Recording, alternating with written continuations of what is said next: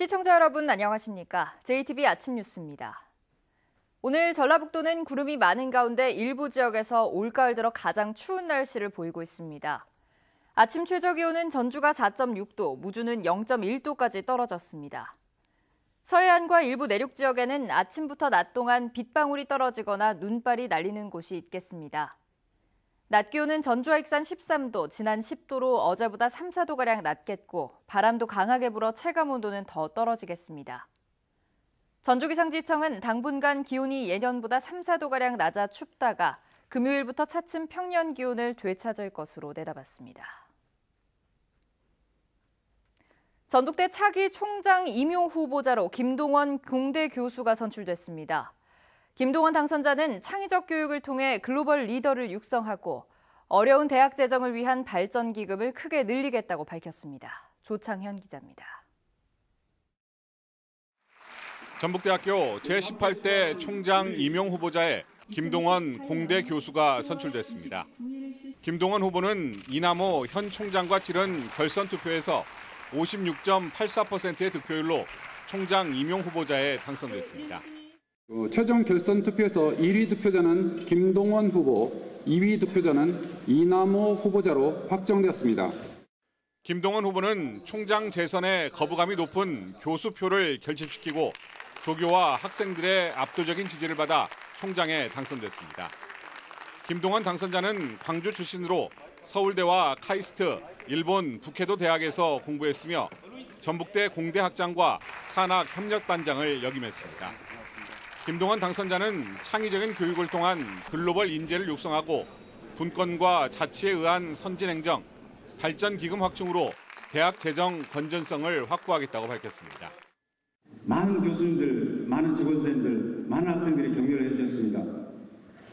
우리 함께 새로운 전북대학교의 미래 100년을 바라보는 새로운 청사진을 그릴 수 있다고 용기를 주셨습니다. 이번 전북대 총장 선거에는 직선제 사상 가장 많은 7명의 후보가 출마했습니다.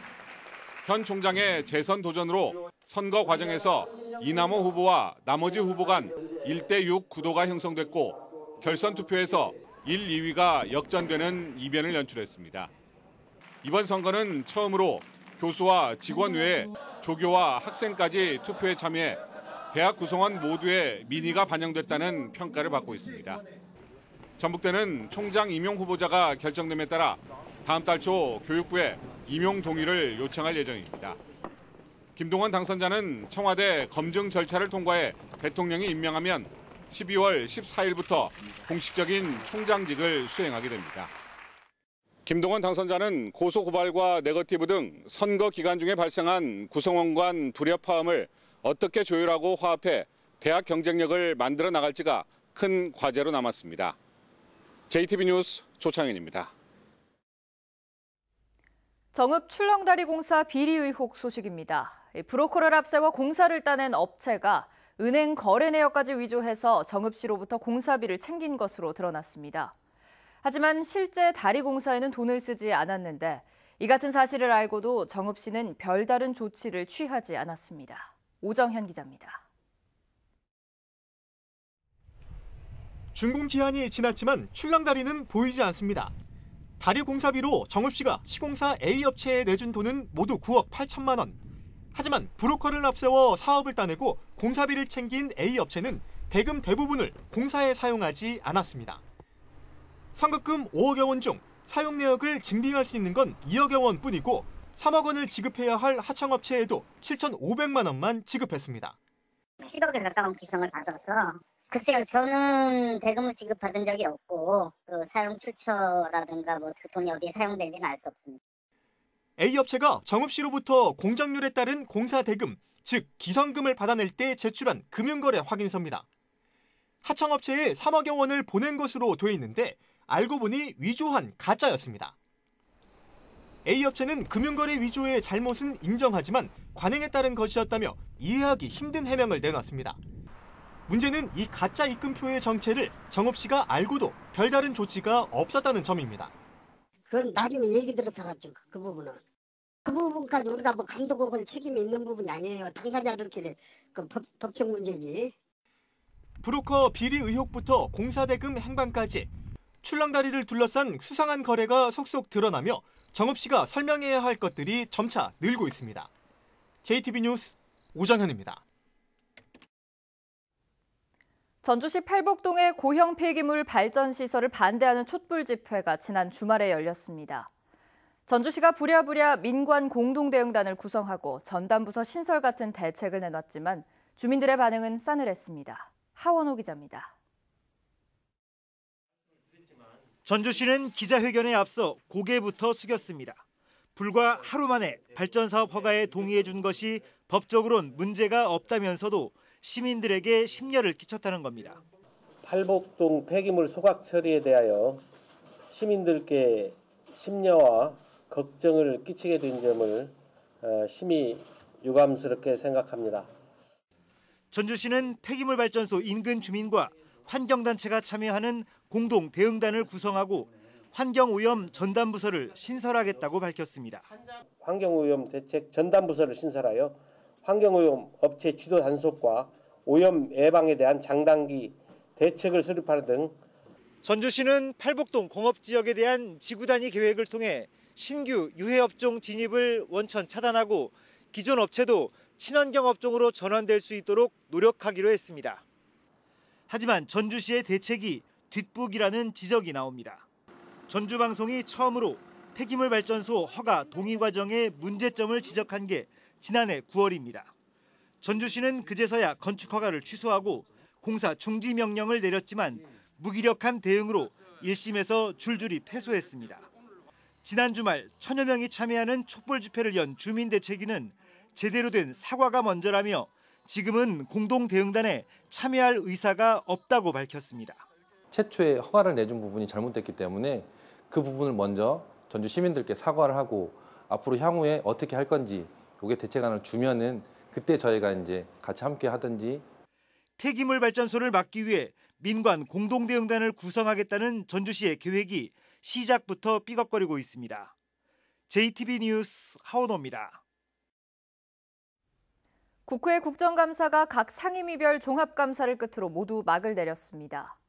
국토위 국감에서는 최근 이슈가 되고 있는 세종역 신설 문제와 새만금 신공항 문제가 다시 한번 거론됐습니다. 이승환 기자입니다. 이용호 의원은 국토부 종합감사에서 2005년 호남선 분기역이 5송으로 결정된 뒤 호남 주민들이 큰 피해를 보고 있다고 주장했습니다. 직선보다 19km나 돌아가는 바람에 이용자들이 연간 440억 원의 요금을 더 내고 있다는 데이터도 제시했습니다. 이 의원은 사정이 이런 만큼 정부가 검토하고 있는 평택 5송 구간의 복복선화보다는 세종역을 신설해서 천안에서 익산까지 직선화하는 방안을 검토해야 한다고 강조했습니다. 이 세종역을 포함해서 얘 다 다시 해주십시오. 이게 강력히 요구합니다. 이것은 지역 감정의 문제가 아니에요. 국가 100년 되기, 1000년 되기 위해서 요구하는 겁니다. 안호영 의원은 정부가 균형 발전 등의 효과가 큰 사업은 예타를 면제하기로 한 걸 언급하며 새만금 신공항이 이에 최적이라고 강조했습니다. 이를 위한 사전 절차로 신공항이 국가 균형 발전 5개년 계획에 먼저 반영될 수 있도록 현재 진행 중인 절차를 서둘러 달라고 주문했습니다. 지금 사전 타당성 조사 중에 있는 것으로 알고 있는데요. 그거를 좀 빠르게 신속하게 해서 사업 부지나 사업 규모가 어느 정도 이렇게 나와야 그 계획이 추진된 것으로 이렇게 알고 있거든요. 그걸 좀 빠르게 좀 진행을 시켜주실 것을 부탁을 드리겠습니다. 김현미 국토부 장관도 신공항 효과에 공감한다면서 부처 차원에서 적극 나서겠다고 답변했습니다. 최종적인 결정은 국토부가 아니라 이제 기재부와 또 균형회의를 중심으로 이루어지는 것이기 때문에 저희들의 의견을 적극적으로 개진하도록 그렇게 하겠습니다. 국토부 국감에서는 또 새만금 태양광 개발에 대한 전북 의원들의 우려가 잇따라 제기되기도 했습니다. JTB 뉴스 이승환입니다. 한국GM의 카허카잼 사장이 국정감사장에 출석했습니다. 군산공장 활용 방안에 대해 여러 업체와 협상하고 있다고 밝혔지만 구체적인 재가동 일정이나 활용 방안은 언급하지 않았습니다. 송창용 기자입니다. 한국GM 카허카잼 사장이 국회 국정감사장에 증인으로 출석했습니다. 민주평화당 조배수 의원은 베리앵글 GM 해외사업부문 사장이 폐쇄된 군산공장에 조속한 활용을 약속한 사실이 있다며 가시화되고 있는지 물었습니다. 베리앵글 사장이 말한 그 군산 공장 활용에 대한 아이디어가 지금 현실화되고 있습니까? 카잼 사장은 여러 업체와 매각과 재활용 등에 관한 협상을 하고 있다고 말했지만 구체적인 내용을 공개할 수 없다고 답했습니다. Please understand that we are in negotiations or discussions with interested parties, so they've asked to remain confidential. We're hoping to bring it to a conclusion quickly, but these things do take time. 바른미래당 김관영 의원은 한국GM에서 AS 부품을 생산하기 위해 군산 공장을 일부 가동하고 있는데 군산 공장 재가동에 지장을 줘선 안 된다며 물류 공장 활용을 제안하기도 했습니다. 물류 공장을 설립하는 것에 대해서 정부의 정책 변화가 따로 준다면 한국GM은 이 군산 공장을 물류 공장으로 운영할 계획을 가지고 있는지에 대해서. However, we are in discussions with a number of parties at the moment for redevelopment and transfer. So we will need to see how those discussions occur before we consider other alternatives. 한편 카잼 사장은 한국GM의 연구개발법인 분리가 한국시장 철수를 예고하는 것 아니냐는 의원들의 질의에 철수할 계획이 전혀 없고 법인 분리가 오히려 경쟁력 강화에 도움이 될 것이라고 반박했습니다. JTB 뉴스 송창용입니다. 제38회 전국 장애인체전이 닷새간의 열전을 마치고 폐막했습니다. 전북선수단은 역대 가장 높은 종합 4위를 차지했는데요. 육상 전민재가 15년 연속 3관왕에 오르는 등 전북 선수들의 활약이 눈부셨습니다. 정원희 기자입니다. 전북선수단이 장애인체전 사상 최고의 성적을 거뒀습니다. 15년 만에 전북에서 열린 이번 체전에서 경기와 충북, 서울에 이어 종합 4위를 차지했습니다. 지난해보다 무려 7계단이나 오르면서 도약상을 받았습니다. 육상 전민재는 15년 연속 3관왕이라는 대기록을 세웠고 육상 전은배, 윤한진, 문지경도 3관왕에 올랐습니다. 이민재는 원반과 포환 던지기에서 한국 신기록 2개를 세우며 2관왕을 차지했습니다. 그 기록을 좀 깨고 싶었고 그리고 제 목표가 여기서 굴하지 않고 국가대표 한번 해본 게 소원이었거든요. 그래서 한번 더 열심히 해봤습니다. 최근 4, 5년 동안 집중 육성해온 펜싱과 탁구, 사이클 등의 성적 향상도 크게 도움이 됐습니다. 매끄러운 운영과 장애인 전용 관람석 등 다양한 장애인 편의시설 확충은 대회를 더욱 빛냈습니다. 자원봉사자분들이라든가 경기 진행 보조위원분들이나 사명감을 갖고 너무 열심히 잘해주셔가지고 큰 사고 없이 잘 치러냈고요. 전국체전에 이어 닷새 동안 인간 승리의 장으로 펼쳐진 장애인체전이 무한한 감동과 함께 아쉬운 막을 내렸습니다. JTB 뉴스 정원익입니다. 완주군이 혁신도시 시외버스 간이정류장을 신축했습니다.